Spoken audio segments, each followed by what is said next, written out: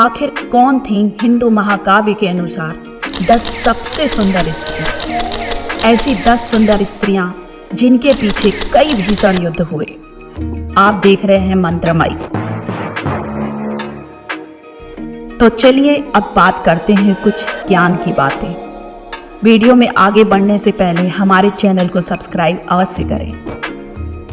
हमारे धर्म ग्रंथ में बहुत सारी सुंदर देवियों, अप्सराओं, दिव्य स्त्रियों का वर्णन मिलता है। कुछ ऐसी स्त्रियों का भी वर्णन मिलता है जो बहुत ही सुंदर और आकर्षक थी, जिनके पीछे कई सारे युद्ध हुए थे। तो चलिए जानते हैं आखिर कौन थी ये 10 सबसे सुंदर स्त्रियां। इनमें 10वें स्थान पे नाम आता है स्वयं अहिल्या का।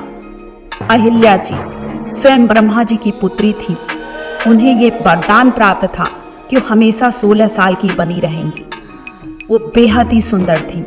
उनसे सब देव, ऋषि, असुर विवाह करना चाहते थे। देवराज इंद्र अहिल्या को प्राप्त करना चाहते थे। जब अहिल्या का विवाह गौतम ऋषि से हो गया, तब भी इंद्र पीछे नहीं हटे और एक दिन उन्होंने गौतम ऋषि का रूप बनाकर ऋषि पत्नी का सातित्व भंग कर दिया। तब गौतम ऋषि ने अपने पत्नी अहिल्या और इंद्र को श्राप दे दिया।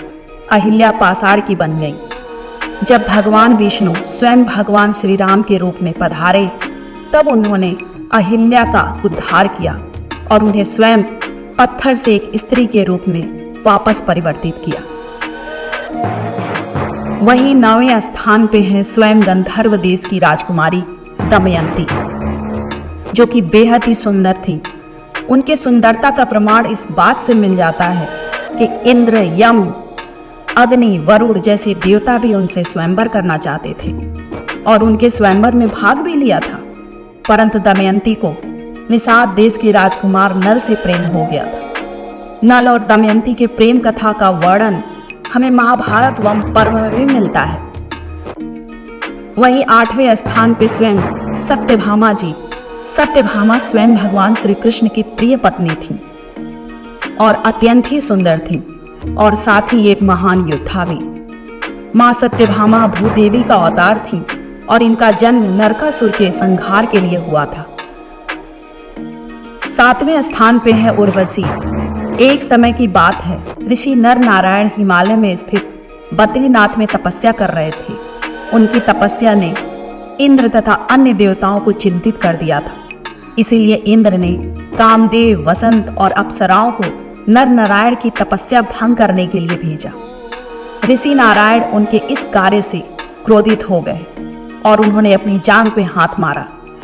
उसी समय वहां एक सुंदर अप्सरा निकली और उसका सुंदरता और आकर्षण आकाशीय अप्सराओं से कहीं ज्यादा था। यह देखकर इंद्र लज्जित एवं शोक से नारायण जी से माफी मांगी। नारायण जी ने इंद्र को माफ करते हुए आशीर्वाद स्वरूप उस अप्सरा को इंद्र के साथ भेज दिया। ऋषि की जांघ अथवा उरु से उत्पन्न होने के कारण उन्हें उर्वशी कहा गया।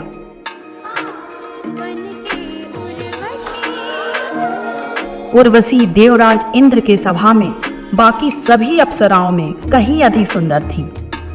इसीलिए वो सभी उर्वशी से ईर्ष्या भी किया करती थी। अब बात करते हैं 6ठे स्थान पे मौजूद स्वयं रुक्मणी जी की। माता रुक्मणी मां लक्ष्मी का ही अवतार थी। श्रीमद् भागवत गीता में जब मां रुक्मणी मां अंबिका के मंदिर से बाहर आती हैं और गहनों से सजी होती हैं, तो उनकी अनुपम सुंदरता को देखकर राजा महाराजा जो कि उनके स्वयंवर के लिए एकत्रित हुए थे, उनके होश उड़ जाते हैं। भगवान श्री कृष्ण की पहली पत्नी कोई और नहीं बल्कि स्वयं रुक्मणी जी ही बनी थी, जो बेहद ही सुंदर थी। रुक्मणी जी को स्वयं भगवान श्री कृष्ण ने मंदिर से ही भगा ले गए थे। 5वें स्थान पे मौजूद हैं स्वयं द्रौपदी। महाभारत के आदि पर्व के अध्याय 166 के अनुसार जब द्रुपद ने पुत्र प्राप्ति के लिए यज्ञ करवाया था, तब यज्ञ की वेदी में से एक सुंदर कुमारी कन्या प्रकट हुई, जो बाद में पांचाली कहलाई। वो बड़ी ही सुंदरी और सौभाग्यशाली थी। उनका एक एक अंग देखने के योग्य था। नेत्र ऐसे ज्ञान पड़ते थे मानो खिले हुए कमल के ताल हों, और वो ऐसे जान पड़ती थी कि मानो देवी दुर्गा की साक्षात मानव शरीर लेकर उत्पन्न हुई हो। देवता, दानव, यक्ष भी उस देव कन्या को पाने के लिए लालायित थे। स्वयंवर में जब द्रौपदी आई तो वहां आए सभी लोग उनकी सुंदरता को देखकर दंग रह गए।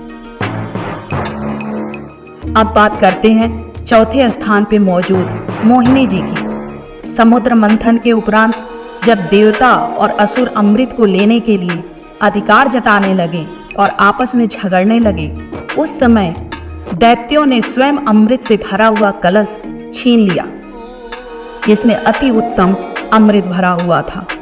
उस समय भगवान नारायण ने मोहिनी का रूप धारण किया। मोहिनी जी स्वयं उपस्थित होकर समस्त दैत्यों को अपनी सुंदरता से मोहित कर उनसे वो अमृत का कलश ले लेती हैं, और उसके बाद उन्होंने स्वयं दैत्यों को पानी और देवताओं को अमृत पिलाया था। उसके बाद नारायण जी का यह मोहिनी अवतार बेहद ही सुंदर कहलाया। अब बात करते हैं तीसरे नंबर पे मौजूद सुंदर स्त्री का। वो कोई और नहीं बल्कि स्वयं माता सीता थी। माँ सीता, जिनका जन्म ही रावण के संहार के लिए हुआ था, वो बेहद ही सुंदर थी। वाल्मीकि रामायण अरण्य कांड सर्ग 34 में सुपर्णखा माँ सीता के सौंदर्य को बेजोड़ बताती हुई बताती है कि वो राम की भार्या साक्षात लक्ष्मी का रूप प्रतीत होती है। उसके लंबे बाल, नाक, नक्श, शरीर की सुंदरता अनुपान है। मैंने आज तक कोई देवी, गंधर्व, कन्या, यक्षिणी या कोई और नारी इतनी रूपवान नहीं देखी। कहते हैं सुपर्णखा के भड़काने पर ही रावण ने माता सीता का अपहरण किया था, और उसके आगे की संपूर्ण कहानी तो आप जानते ही हैं। अब बात करते हैं दूसरे नंबर पे मौजूद सबसे सुंदर स्त्री की। वो कोई और नहीं बल्कि स्वयं माता लक्ष्मी थी। भागवत पुराण स्कंद 8 के अनुसार समुद्र मंथन के समय स्वयं देवी लक्ष्मी प्रकट हुई थी। उनके सौंदर्य, रूप, रंग और महिमा से सबका चित्त खिंच गया था। देवता, असुर, क्या मनुष्य, सभी को बस यही इच्छा थी कि ये हमें मिल जाएं। यहाँ तक कि इंद्र अपने हाथों से उनके बैठने के लिए आसन लेके आए थे, परंतु लक्ष्मी जी अपने अभीष्ट भगवान विष्णु जी का वरण किया, और भगवान श्री विष्णु सदैव लक्ष्मी जी को अपने वक्ष स्थल पे निवास करने का स्थान दिया। आखिर ये दोनों एक दूसरे के लिए ही तो बने हैं। कहते हैं ना, लक्ष्मी बिना विष्णु अधूरे और विष्णु बिना लक्ष्मी अधूरी। अब बात करते हैं पहले नंबर पे मौजूद सबसे सुंदर स्त्री की। पहले नंबर पे कोई और नहीं बल्कि स्वयं माता पार्वती हैं, जिन्हें माँ दुर्गा, माँ त्रिपुर सुंदरी कहा जाता है।